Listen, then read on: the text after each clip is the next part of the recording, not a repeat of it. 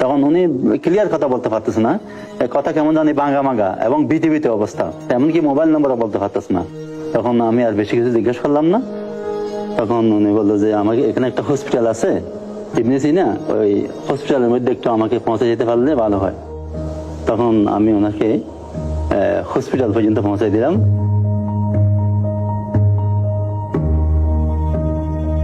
আমি ভয় পাচ্ছিলাম যে কেউ আমাকে চিনে ফেলে কিনা, বিশেষ করে তৎকালীন সরকার পক্ষে কেউ আমাকে চিনে ফেলে কিনা। এই ভয়ে আমি গামছা দিয়ে মুখ ঢেকে বসেছিলাম। অনেকক্ষণ বসে থাকার পর যখন দেখলাম এক এক ওখানকার স্টাফরা আসছে, তখন আমি যে গার্ডের সাথে কথা বলার চেষ্টা করলাম। তখন গার্ডরা আমাকে চিনতে পারে নাই, এই জন্য আমি ঢুকতে পারিনি। তখন আমি আবার যে বসে থাকলাম মেইন গেট খোলার অপেক্ষায়, অথবা কেউ পরিচিত আসবে এই অপেক্ষায় প্রায় 1 ঘন্টা বসে থাকলাম।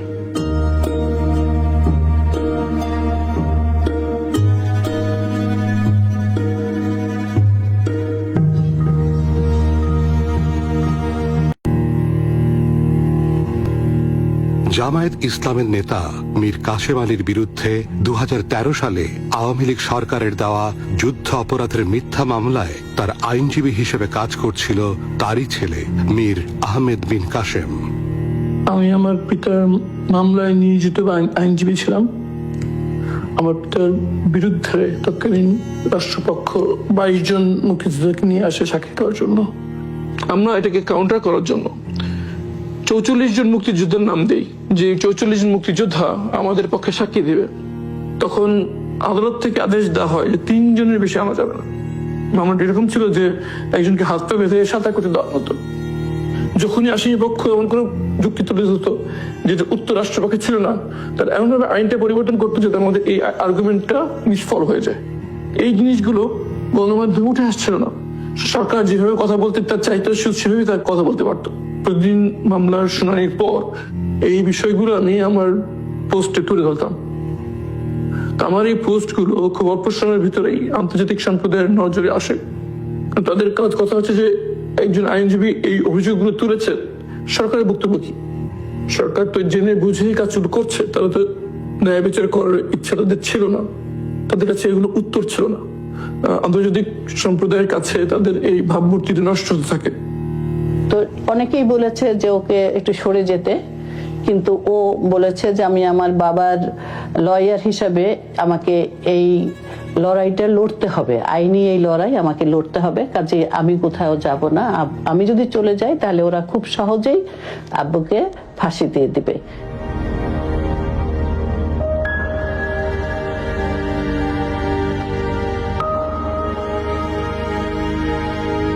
আমি কিন্তু বাংলাদেশি, আমি ব্রিটিশ বাংলাদেশি। একসাথে যদি আমরা কাজ করি অনেক অ্যাচিভ করা যাবে আমাদের কমিউনিটির জন্য। মারামারি কাটাকাটি আর নেগেটিভ ক্যাম্পেইন করে কোনো লাভ হবে না। আমরাও প্রোগ্রেস করতে পারবো না, আর আমাদের কমিউনিটিও প্রোগ্রেস করতে পারবে না। আচ্ছা, আজকের এই বিজয়ে আপনার সব থেকে বেশি মনে পড়ছে কাকে, নানাকে না মাকে? আজকে সবচেয়ে মনে পড়ছে আমার খালাকে, কারণ উনি আমাকে অনেক শিখিয়েছেন। তো একদিক দিয়ে আমার খালা আমার রোল মডেল ছিলেন। Ahmed bin Qasim, Bangladeshi man who's been disappeared by the regime, which obviously you're close with your family connections. People are saying with one phone call, just like this campaign, you could pick up the phone. This man, Ahmed bin Qasim, his family's his family's written to you many times. We've told you about him. He's not your constituent, but with one phone call, you could make a huge difference. No, sorry. You could make a huge difference. I just want to ask. No. I just want to know. Is he Hampstead? He's not a Hampstead. No, he's not a Hampstead resident. Is he a British citizen? He's a British citizen. He's Bangladeshi, but it's being said by many people that you could time out. British MP. I am. You're also very well connected to the regime. Born in London. Are you implying I'm a Bangladeshi politician? You have you have said many times. You've said on a blog post. You said on a blog post. For Hampstead and Kilburn. You described yourself as a spokesperson for the Awami regime. I am a Labour You have Party described member. yourself as a spokesman for the regime. Your aunt is the prime minister. With one phone call, you could. No, I'm saying with one phone call, you can make a difference. Careful what you're saying. I'm saying with one phone call, you can make a difference. 24 ঘন্টার মধ্যে কোর্টে তোলা, এটাই হচ্ছে নিয়ম। কিন্তু 24 ঘন্টা চলে গেল, আমরা কোনো হদিশ পেলাম না তার, সে কোথায় আছে, কিভাবে আছে, কোথায় তাকে নিয়ে যাওয়া হলো, কোনো কিছুই আমরা জানতাম না। কিন্তু টানা 7 বছর আমরা জানতে পারলাম না আমার ছেলে আরমান কোথায় আছে। এরকম অভিযোগ অনেকে অনেক কিছু দেয়, কিন্তু তার কোনো প্রমাণ দিতে পারেনি, কোনো নাম দিতে পারে না, কোনো কিছুই দিতে পারে না। এবং অনেক সময় দেখা যায় বলা হচ্ছে অনেক লোক নাই, কিন্তু তাকে খুঁজে পাওয়া যাচ্ছে, সে ঠিকই জীবিত আছে। আবার কেউ অনেক সময় নিজেরাই পালায়, অনেক সময় ধার কর্য করে নিজেরা লুকিয়ে ফেলে, সে ধরনের ঘটনাও আছে।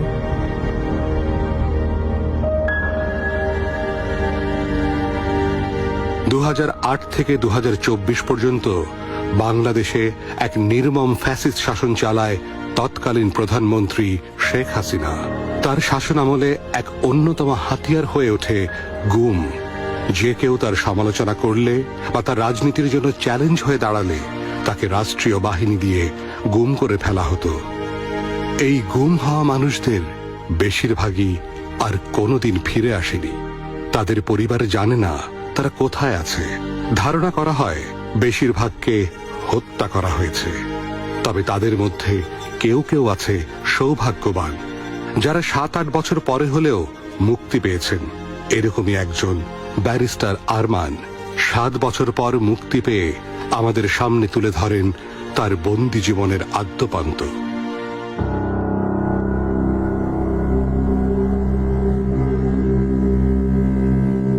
আমাকে যখন জোর করে চোখ বাঁধা অবস্থায় বাসা থেকে নিয়ে আসা হয়, আমি ঠিক বুঝতে পারছিলাম না আমাকে কোথায় নিয়ে যাওয়া হচ্ছে। অনেকক্ষণ গাড়ি চলার পর গাড়িটি একটি নিস্তব্ধ জায়গায় এসে থামলো। চোখ বাঁধা অবস্থায় আমাকে যখন ভেতরে ঢোকানো হচ্ছিল, আমি বুঝতে পারছিলাম যে খুব স্যাঁতস্যাঁতে এবং খুব বদ্ধ জায়গায় আমাকে ঢোকানো হচ্ছে। প্রচন্ড গরম এবং স্যাঁতস্যাঁতে, এবং আমি বিভিন্ন মানুষের কান্নার আওয়াজ শুনছিলাম।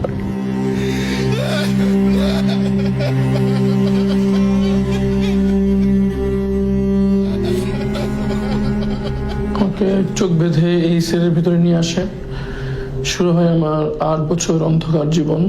পুলিশ যখন আমাদের মামলাটা নিয়ে এত গড়িমসি করলো, আমাদের সঙ্গে দেখা করতে চাইলো না কোনো মতেই, তখন আমরা আসলে সত্যিকার অর্থেই মানে অসহায় হয়ে খুবই নিরাপত্তাহীনতা ভুগতে শুরু করলাম। আমি র্যাবের কাছে গিয়েছি, লিখিত অভিযোগ করেছি। তারা অভিযোগপত্র গ্রহণ করেছে, কিন্তু তারা স্বীকার করেনি যে আরমানকে তারা তুলে নিয়েছে। একটা সময় আমরা বাধ্য হয়ে প্রধানমন্ত্রীর কাছে গিয়েছি, রাষ্ট্রপতির কাছে গিয়েছি। তারা আমাদের সঙ্গে দেখাও করে নাই বা এ ব্যাপারে কোনো রেসপন্সও করে নাই। আমাকে নির্দেশ দেওয়া হয়েছিল যে কোনো প্রয়োজন হলে হাতকড়া দিয়ে লোহার দরজায় এভাবে 3 বার আওয়াজ করতে হবে। 3 বার আওয়াজ করে মিনিমাম 10 মিনিট ওয়েট করতে হবে কেউ আসার জন্য। যদি 10 মিনিটের মধ্যে কেউ না আসতে, 10 মিনিট পর আবার 3 বার আওয়াজ দেওয়া যাবে এভাবে লোহার দরজায়। কিন্তু যতই ইমার্জেন্সি হোক, একবার আওয়াজ দেওয়ার পর 10 মিনিটের আগে আবার আওয়াজ দেওয়া যাবে না। যদি আমি কখনো আবার আওয়াজ দিতাম, আমার সাথে দুর্ব্যবহার করা হতো। অনেকবার এরকম হয়েছে যে খুব জরুরি ভিত্তিতে টয়লেটে যাওয়া দরকার, আমি আওয়াজ দিচ্ছি, ওয়েট করে আছি, আবার আওয়াজ দিচ্ছি, ওয়েট করে আছি, কিন্তু আসতেছে না। এক সময় ওয়েট করতে করতে আমার কাপড় নষ্ট হয়ে গেছে। একাধিকবার এরকম হয়েছে।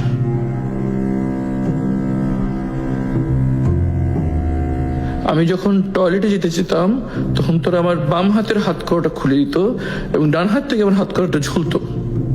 টয়লেটে এসে আমি চোখটা একটু বড় করে খুলতাম, খুলে ওই ডান হাত করার যে অংশটুকু ঝুলছে সেটা দিয়ে দিন সকালে টয়লেটে আসায় একটা দাগ দিতাম। এভাবে করে প্রত্যেক দিনের জন্য 1 দাগ, এভাবে করে আমি দিনের হিসেব রাখছিলাম। আনুমানিক 6 মাস পর্যন্ত আমি এভাবে হিসেব রাখতে পারি। এরপর 6 মাসের মাথায় একবার গার্ড বুঝে ফেলে যে আমি এভাবে এখানে দাগ দিয়ে হিসেব রাখছি। পরে অনেকজন রুমে আসে এবং আমাকে খুব বকাঝকা করে, খুব দুর্ব্যবহার করে এবং স্কেপার দিয়ে ঘষে সেই দাগগুলো সব উঠে দেয়। এই সেলে যখন আমি ছিলাম, তখন বুঝতে পারতাম না যে বাইরে কি দিন না রাত। একবারের জন্য বলেনি আমি কোথায় আছি। আমার কাছে মনে হতো যে আমাকে জীবন্ত কবর দিয়ে দেওয়া হচ্ছে। এই অন্ধকার ঘরে বন্দি অবস্থায় তারা হাত করা পরে রাখতো, চোখ বেঁধে রাখতো 24 ঘন্টা। তখন আমি এটা কোনোদিন মানতে পারছিল না। আমি বারবার বলতাম যে আমি তো বন্দি অবস্থায় আছি, দেয়ালের ভিতরে আছি, দরজা বন্ধ, এখানে কেন আমাকে চোখ বেঁধে রাখতে হবে, হাত করা পরে রাখতে হবে 24 ঘন্টা। তারা বলতো এটাই নির্দেশ, এখানে সব বন্দীদের সাথে এটাই করা হয়। আমার কাছে মনে হচ্ছে মেরে ফেললে অন্তত আমার এই যে কষ্ট হচ্ছে প্রচন্ড, সেটা থেকে আমার মুক্তি হবে। Bangladesh remains an important human rights priority area for the Foreign Office, and that we continue to raise allegations of enforced disappearance is at all levels of the government of Bangladesh. Prime Minister, what do you say to international NGOs who accuse your regime of suppressing human rights? That's a grave concern. What do you say to them? I would really ask you to respect. You're not taking questions from the British I've press. taken one question so far. I From only the have British time press. that the Prime Minister has to go. You're refusing to let us ask the question.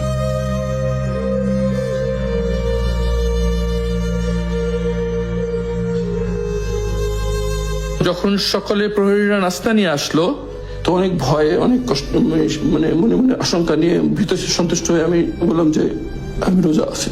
তো আমি চোখ বাঁধা অবস্থায় feel করছি যে প্রহরী এসে অনেকক্ষণ চুপ করে থেকে একটু মুখ খারাপ করে বললো যে সেরি কি দেখেছিস? তাই বললাম যে আমি সেরি পানি খেয়েছি, পানি ছিল, পানি খেয়েছি। তারপর তারা যেন আমাকে আর কিছু না বলতে পারে, এই জন্য আমি নামাজে দাঁড়িয়ে গেলাম। 10 মিনিট আমি নামাজ পড়তেছি, দীর্ঘ নামাজ পড়তেছি, লম্বা সময় রুকু, লম্বা সেজদা দিয়ে আমি দীর্ঘ নামাজ পড়তে যাচ্ছি। 10 মিনিট পর আবার 10-12 জন আসলো, এসে খুব খারাপ যে একজন বলতেছে ভং ধরছে, নামাজের ভং ধরছে, এটা দে একটা বাড়ি বলে ওয়ালে বাড়ি দিচ্ছে, আমার যে জায়গায় সেজদা দিই ওই জায়গাটা বাড়ি দিচ্ছে। কিন্তু আমি চমকে যাচ্ছি প্রতি আওয়াজে, কিন্তু আমি নামাজ শেষ করছি না, আমি নামাজ পড়ে যাচ্ছি। তারা চলে গেল, যাওয়ার সময় খাবারটা নিয়ে গেল। আমার মনে আছে আমি নামাজ শেষ করে একটু 4 হাত পা ছড়ে পড়ে গেলাম একদম সাথে সাথে। আমরা সবাই আসলে ফেসবুকে বা সোশ্যাল মিডিয়ায় বেশ সোচ্চার ছিলাম, এবং এই লেখাগুলোকে কেন্দ্র করেও তারা আমাদের উপরে অত্যাচার করার চেষ্টা করত বিভিন্নভাবে।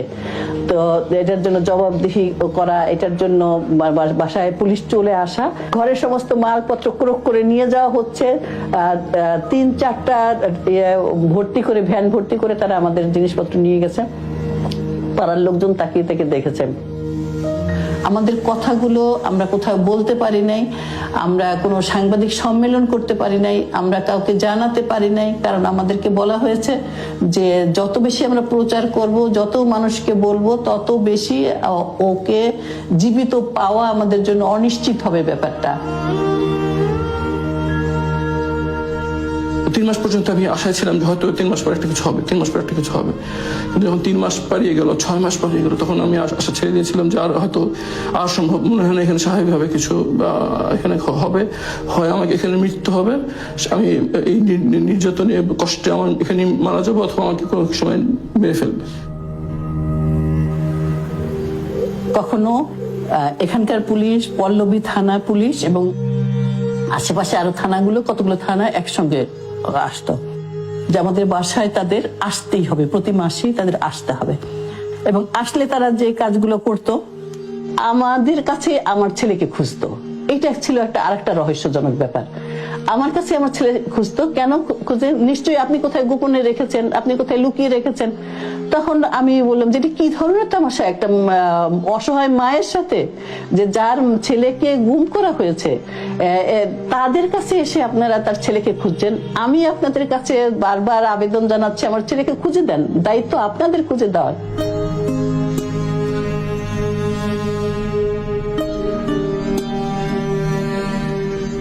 যখনই কোনো অসময়ে দরজা খুলতো, বিভিন্নতার সময় তার পরিদর্শনে আসতো, তখন আমার কাছে মনে হতো যখন মনে আমাকে নিয়ে মেরে ফেলবে আর কি। তো এরকম একটা হত্যা করে ফেলবে, এই আশঙ্কা প্রতি মুহূর্ত, প্রতিদিন এই আশঙ্কা নিয়ে থাকতে হতো। ভিতরে থেকে আমাকে খেয়ে ফেলছিল যে কিভাবে চলছে আমার ফ্যামিলি, কিভাবে চলছে আমার মা, কিভাবে আছেন, কেমন আছেন আমার মা। জানতে পারছিলাম না যে যেই পিতার জন্য আমি সবকিছু উৎসর্গ করে দিয়ে তার মামলা পরিচালনার জন্য নিজেকে নিয়োজিত করেছিলাম, তার মামলার কি হলো শেষ পর্যন্ত। তাকে কি খালাস দেওয়া হলো, যাবজ্জীবন দেওয়া হলো, না ফাঁসি দেওয়া হলো, এটাও আমাকে জানতে দেয়নি তারা। এই সব চিন্তা আমাকে একেবারে, আমার মনে হচ্ছে আমার মাথা ফেটে 2 ভাগ হয়ে যাবে দুশ্চিন্তায়। আমি প্রায় অসুস্থ হয়ে পড়তাম, ব্লাড প্রেশার হাই হয়ে যেত, খিচুড়ির মতো অবস্থা হতো, চোখ উঠে যেত, ব্লাড সুগার মাপতে হবে, ডায়াবেটিস মাপার মেশিন আছে, অক্সিমিটার আছে, এমনকি ইসিজি মেশিনও আছে। আমাকে বেঁচে থাকার জন্য যে ন্যূনতম উপায় উপকরণ দরকার ছিল সেটা তারা দিত না, আবার কেউ মরে যাবে সেটাও তারা হতে দিত না।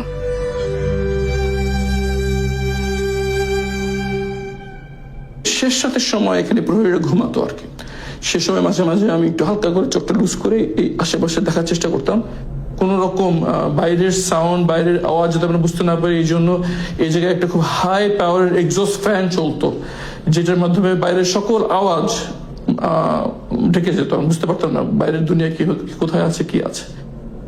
এই ফ্লোরেই আমি ঘুমাতাম এবং আমার মনে আছে যে ঘামে ফ্লোর এমন ভাবে ভিজে যেত, মনে হয়তো কেউ পেশাব করে দিচ্ছে আর কি, পানি ফেলে দিচ্ছে, এরকম নিজের ঘামে এই পুরোটা ভিজে থাকতো আর কি। আর গামছাটা থাকতো, আমি প্রথমে বুঝতে পারিনি, পরে একবার হিট স্ট্রোক হলো, তখন তারা বললো যে এই গরমের মধ্যে বেঁচে থাকার উপায় হচ্ছে গামছাটা পানিতে ভেজে গা মোছা। তো এটা খুব চেষ্টা করতাম আর কি। যখনই বাইরে বৃষ্টি হতো তখন একটা জিনিস হতো, সেটা হচ্ছে গিয়ে টয়লেট যেখানে পানি যায় সে জায়গাতে কেঁচো ঢুকে যেত এখানে আর কি।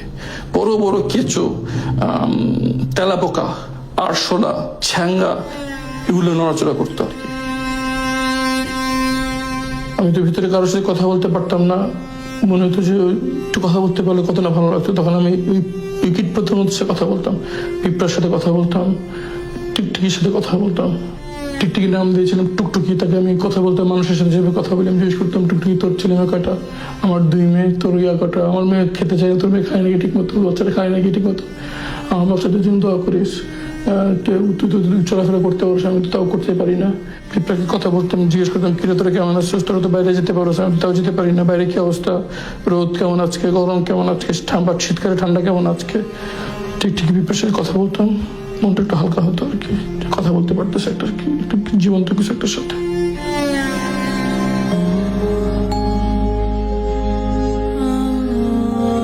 সবচেয়ে বেশি কষ্ট লাগতো যখন যখন বাচ্চাদের কথা মনে হতো আর কি। তখন আমার ক্ষুধায় কষ্ট হতো, তখন মনে হতো বাচ্চাদের কি অবস্থা, ওরা খেতে কিভাবে খাচ্ছে, বিশেষ করে বড় মেয়ে আমাকে ছাড়া খেতে যেত না, কেমন আছে, খুব কষ্ট দিত। যখন আমার ঠান্ডায় কষ্ট হতো, আমার 2 মেয়ে আমার মধ্যে অ্যাজমা আছে, তো আমি যে ঠান্ডায় অবস্থা, তাদের কি অবস্থা। আর একই সঙ্গে আমার মনে হতো যে যদি আমার এরকম লাগছে নিশ্চয়ই আমার আম্মার কেমন লাগছে, যদি আমার খেতে কষ্ট লাগে তাহলে আমার আম্মার কেমন লাগতেছে, এরকম মনে হতো। মনে মনে আল্লাহকে দোয়া করতাম যেন আম্মাকে যেন জানিয়ে দেয় যে তার সন্তান জীবিত আছে।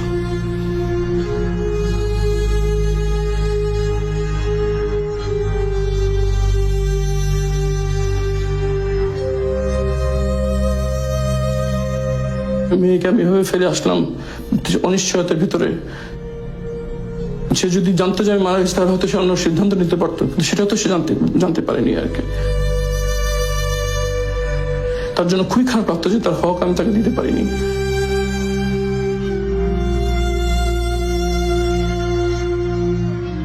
এই অনুভূতিগুলো খুব পীড়া দিত, খুব অপরাধবোধ কাজ করতো আমার ভিতরে। হাত করার ঘষায় অ্যালার্জির মতো লাল লাল হয়ে গেল আর কি। এরপর সে লালের মধ্যে বড় বড় ফোড়ার মতো হয়ে গেল। পরে ফোড়া গলে সেখানে ইনফেকশন হয়ে যায়, ইনফেকশন হয়ে একদম বড় দগদগে লাল ঘা হয়ে পুরা 2 হাত ভরে যেত আর কি। ঘা এই পরিমাণ বেড়ে গেল যে তখনও মানে রাখতেই পারছি না, রক্ত পড়ে যাচ্ছে। তখন এই হাত থেকে খুলে পায়ে পরে দেওয়া হয়েছিল। যতক্ষণ পর্যন্ত হাতের ঘাটা একটু শুকানো যাচ্ছে ততক্ষণ পর্যন্ত ওই হাত করা পায়ে থাকতো, আমি দাঁড়াতে পারতাম না, বসে থাকতাম। নামাজ ওই হাত করা অবস্থায় হাঁটু গেলে আমি নামাজ পড়তাম।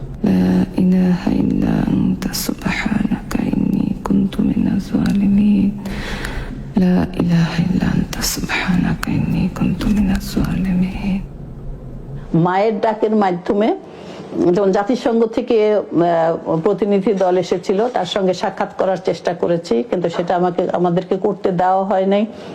আমরা হোটেল শেরাটনে যেখানে তারা অবস্থান করছিলেন সেখানে গিয়ে তাদের সঙ্গে দেখা করার চেষ্টা করেছি, কিন্তু বারবার আমাদেরকে গাড়ি ঘুরিয়ে দেওয়া হয়েছে, আমাদেরকে সেখানে ঢুকতেই দেওয়া হয়নি। আমাকে ছেড়ে দেওয়ার 3-4 দিন আগে খাবার দেওয়ার সময় একজন আমার হাত ধরে ফেলে এবং বলে যে খুব বেশি দোয়া করেন। আমি মনে করেছি যেটা আমাকে তারা মেনে ফেলবে সিদ্ধান্ত নিয়েছে, এই পূর্বাভাস আমাকে দিয়েছে। বেশি বেশি করে ইবাদত বাড়িয়ে দিই এবং মনে মানসিকভাবে তৈরি হয়ে হয়তো যেমন সময় মেনে ফেলবে। মনে পড়ছিল আমার মা, আমার পিতা, আমার বাচ্চা, আমার স্ত্রীর কথা, যে তারা কিভাবে জানতে পারবে, হয়তো কোনো নদীতে বা কোনো নর্দমায় আমার লাশ পড়ে থাকবে, তারা জানতে পারবে যে এরকম লাশ পাওয়া গেছে, হয়তো তারা মর্গে যে আমার লাশ শনাক্ত করবে, অথবা হয়তো কোনোদিন আমার লাশ কেউ পাবেও না। এইসব চিন্তা আমার মাথায় কাজ করছিল। আবার মনে মনে এইভাবে শান্তি না দিচ্ছিলাম যে লাশ যাই হোক, রুহ তো আল্লাহর কাছে চলে যাবে। শেষ রাতের দিকে 10-12 জন প্রহরী হঠাৎ করে আমার সেলে ঢুকে পড়ে। আমি ঘাবড়ে যাই।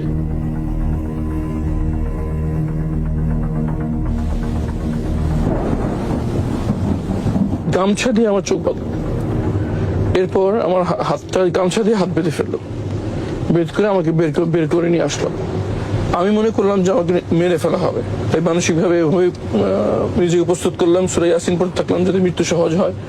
ইয়াসিন ওয়াল কুরআনিল হাকীম ইন্নাকা লামিনাল মুরসালিন। তো গাড়িটা যখন থেমে যায় তখন ওই শোন অবস্থা থেকে আমাকে বসানো হয়। বসানো অবস্থায় তখন একজন সিনিয়র করে একজন আমাকে জিজ্ঞেস করছে যে আমরা কারা। আমি বললাম যে আমি জানি না, চোখ বাঁধা অবস্থায়। তারপর জিজ্ঞেস করলো যে তুই কোথায় ছিলি। আমি বললাম যে আমি বলতে পারবো না। তখন আমাকে বললেন যে সবাইকে এটাই বলতে হবে। তবে গাড়ি থেকে আমাকে নামিয়ে দেওয়া হয়। আওয়াজ পেলাম যে গাড়িটি ট্রেনে চলে গেল। আমার মনে আশঙ্কা এই কাজ করছিল যে সামনে হয়তো কয়েকজন দাঁড়িয়ে আছে, এখন একটা গুলির আওয়াজ শুনবো, তারপর সব শেষ হয়ে যাবে। 1 ঘন্টার মতো ওখানে স্পটে দাঁড়িয়ে থাকলাম, কোনো পোকামাকড়ের আওয়াজ ছাড়া আমি কিছু শুনতে পেলাম না আর কি। তখন মনে একটু সাহস সঞ্চয় করে আস্তে করে হাতটা আলগা করার চেষ্টা করলাম, দেখলাম হাতটা আলগা হয়ে গেল। তারপর আমি চোখের কাপড়টা একটু লুজ করার চেষ্টা করলাম, চোখটা লুজ হয়ে গেল।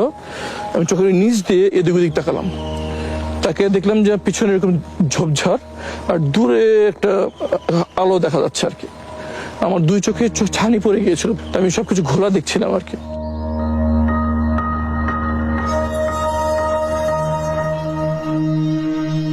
আমি নামাজের পর ইমাম সাহেবের কাছে গেলাম, যে ওই আমি পরিচয় গোপন করে বললাম যে আমার অজ্ঞান পার্টি আমার সব নিয়ে গেছে। তখন উনি ক্লিয়ার কথা বলতে পারতেছে না, কথা কেমন জানি বাঙ্গা মাঙ্গা এবং বিতিবিতি অবস্থা, এমনকি মোবাইল নম্বরও বলতে পারতেছে না। তখন আমি আর বেশি কিছু জিজ্ঞেস করলাম না। তখন উনি বললো যে আমাকে এখানে একটা হসপিটাল আছে চিনেছি না, ওই হসপিটালের মধ্যে একটু আমাকে পৌঁছে যেতে পারলে ভালো হয়। তখন আমি ওনাকে হসপিটাল পর্যন্ত পৌঁছে দিলাম।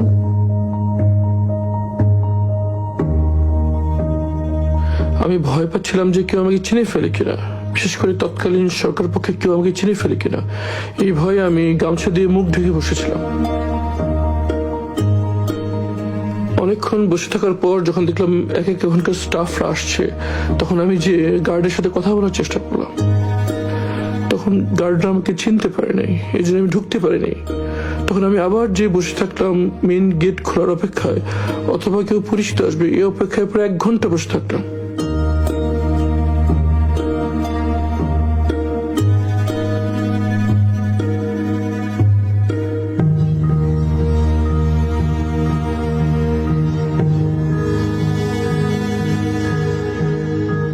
এক ঘন্টার মতো আমি বসে থাকলাম, কিন্তু পরিচিত কাউকে পেলাম না।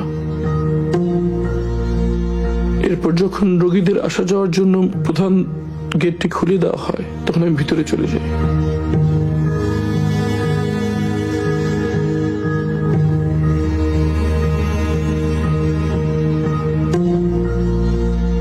মনের ভিতরে প্রচন্ড আশঙ্কা কাজ করছিল, আমার পরিবার কোথায় আছে, কিভাবে আছে, তারা কি জীবিত আছে। মনের ভিতরে ঝড় বেয়ে যাচ্ছিল।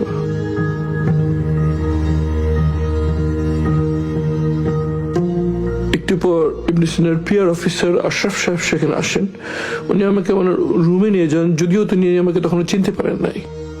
আমি ওনার কাছে স্মার্টফোনটা নিয়েই আমি গুগলে যাই এবং আমার নাম সার্চ দিই। সার্চ দেওয়ার সাথে সাথে এই ছবিটা স্ক্রিনে ভেসে ওঠে। তখন আমি ঠিক আমার চেহারা কাছে ভেবে নেই, আমাকে দেখা যায় ওনাকে চিনেন কিনা। তখন সাথে সাথে ভাই আমাকে চিনতে পারে এবং খুব আবেগ আপ্লুত হয়ে পারেন আর কি। কথায় কথায় তার কাছ থেকে আমি প্রথম জানতে পারি যে 5ই আগস্ট শেখ হাসিনা পালিয়ে গিয়েছে। আমি তো বিশ্বাসই করতে পারছিলাম না, আমার কাছে স্বপ্নের মতো মনে হচ্ছিল।